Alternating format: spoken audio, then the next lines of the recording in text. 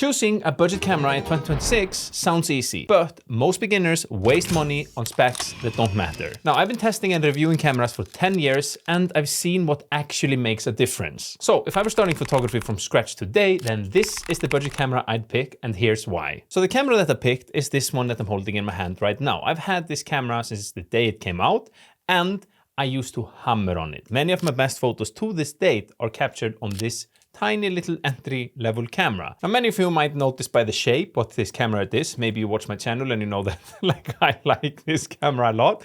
But I'm of course talking about the good old Sony a6400. Now, if you're on a really tight budget, then of course you could get some previous models, the a6300, a6000, or even a65100 if you have tight budget. But the truth is, if you can just spend a little bit extra on your camera, then getting the a6400 gives you a ton of extra good things that the other ones don't have. And I'm going to share with you what and why I think so. Now, to begin with, the a6400, it sports a 24.2 megapixel APS-C sensor. It's capable of filming 4K videos up to 30 frames per second. And if you want 150, that is not English, 120 frames per second, you can get it in full HD. So you are capable of capturing really slow motion videos if you're into that. Now, in the photography realm, which is the world that I move mostly in, then you can capture in continuous autofocus shooting 11 frames per second, which is pretty decent, or that's like good. Also, the overall image quality of the photos in general is something that I've been happy with. I mean, I'm showing you them here and you can judge by yourself. Do you think these photos absolutely suck, or are they pretty decent, you know? On top of that, it has an electronic viewfinder, which is something that I think is nice. You can line up your photos like this. I love it. Now, it's not the best viewfinder on the market, but it's also like nowhere nearly the price that you pay for flagship models today. So keep that in mind as well. You can see through it and you can line it up. Nice, we like that. By the way, I made a free 33-day email series to help you become a better photo editor. It's one short tip a day and it's totally free. You can find it in the description down below. Another thing this camera has, which is pretty remarkable for the age of the camera and also for the price point. I mean, if I'm allowed to get a little bit technical on you, then it has 425 autofocus points. It has real-time eye autofocus and real-time tracking. That is great. And Sony is known for having fantastic autofocus capabilities. And this camera is no exception in that realm. Also, you do get a flip-up screen that looks like this here. It's pretty decent. If you like to film yourself, you're creating content or whatnot, then this is super nice because I can see myself and I can see the frame. If you go for the previous version, you want to save a little bit of the money, then the a6300, these are pretty much the same cameras. They say that the autofocus is slightly better color science, but I see no difference when I'm A/B testing both the videos and photos between these cameras. The biggest difference is that on the a6300, the screen goes like this. So if you're not filming yourself and don't plan to do it and you just are okay with a screen that caps here, then this could be a totally fine choice and you'll save yourself a few bucks, which you can buy yourself a little bit of coffee or beer or whatever you want, you know.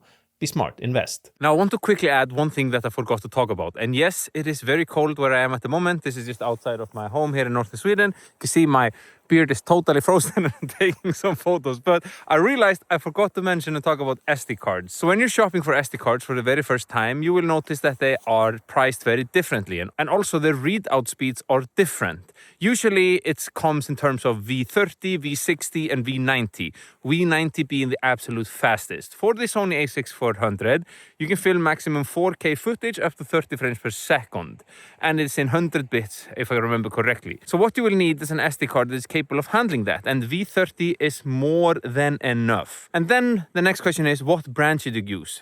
I've tried so many: SanDisk, Kingston, Lextar, Sony. In my opinion, they're all pretty decent. Just don't buy something totally no-name and you will be good to go because you don't want it to fail on you, all right? Another thing that I've also always appreciated about the Sony APS-C cameras is the tiny size. This camera is, if I remember correctly, 403 grams or something like that, which is not a lot. And it's tiny. It fits in my palm and you could fit in my pocket, like on my jeans too. It would stick out on my jeans, but you understand what I'm trying to say. It's small. And when it comes to the ISO, you can go from 100 to 32,000 something like that, and expandable to 100 and 2,000 something. The ISO performance on this camera is decent. It's not the same as you get on newer cameras today. You can pump it up, like, I can't remember, but you can go a little ISO something thousand, especially today when you have fantastic denoise tools, then you don't have to be too afraid with it. But it's maybe not the greatest ISO performance or handling that you've ever seen in a camera. But with it being said, it's pretty decent, especially for the size and the price. That rhymed, you know? By the way, all of the photos that I'm showing you throughout these videos are edited with my preset pack as a base. I use them on every single one of my photos because it not only speeds up my workflow tremendously, but it also ensures a consistent tone and look that I really like. If you also want to speed up your workflow a lot and peek a little bit under the hood on how I edit my photos, then you can find them in the description down below. But better yet, I've bundled together all of my digital products. I'm talking my LUTs, presets, overlays, film grains, templates, and everything else into one big master bundle, which I'm running at a good price at the moment. And you can also find that in the description down below. Now, one thing that I've always liked about Sony and the ecosystem in general is the incredible amount of lenses that you have. Not only do you have a ton of lenses from Sony themselves that tend to be a little bit more expensive, but you also have is plethora a word? I feel like that is something English people say, a plethora of lenses. There are a lot. You have a lot from third-party lens makers. And that is fantastic because it gives us so much options, especially in the budget categories. So we can find a ton of cool lenses for the Sony APS-C. Now, the best tip I can give you if you're out shopping for your camera, and maybe it's your first camera that you're getting into, is that I'd much rather save a little bit on the body and buy a cheaper body and a more expensive lens than the other way around. Because that way you'll get more quality or better quality photos by having a better lens than vice versa. All right? With that being said, then if you're on a total budget, then the Sony kit lens is something that you can find for pretty cheap on the second-hand market. And by the way, I would also personally be on the lookout for this camera on the second-hand market as well, not only the lenses. That's how you can save yourself some good money. Just be on the lookout for the shutter count. You don't want the shutter count to be too high when you're buying a used camera. Now, where was I going with this before my ADHD spree went like, oh, well, let's talk about this.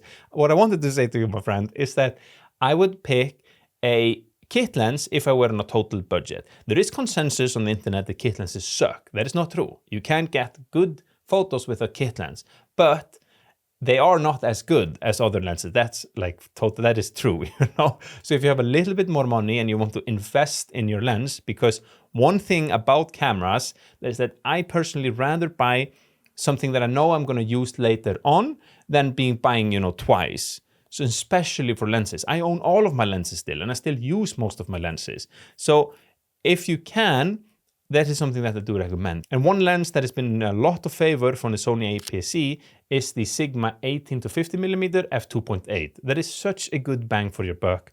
It is great. It covers you from fairly wide angle to a bit of a zoom in one lens, and it's schminy. I was going to say it's tiny, small and tiny, schminy. Now, another zoom lens that is very popular that I've never tried myself is the Tamron 17 to 70mm f2.8. That is something that people have liked a lot too. Never tried it, but it's something that like I've seen people recommend again and again and again. The thing is just the lens that you choose matters a lot, because in the end of the day, the camera isn't what makes your photos look super professional, it's the lens. And that is true even on a super tight budget. And most beginners, they end up buying the wrong one. So my friend, before you go out and spend more money than you need to, then take a look at this video next where I break down the best first lens for Sony cameras in 2026.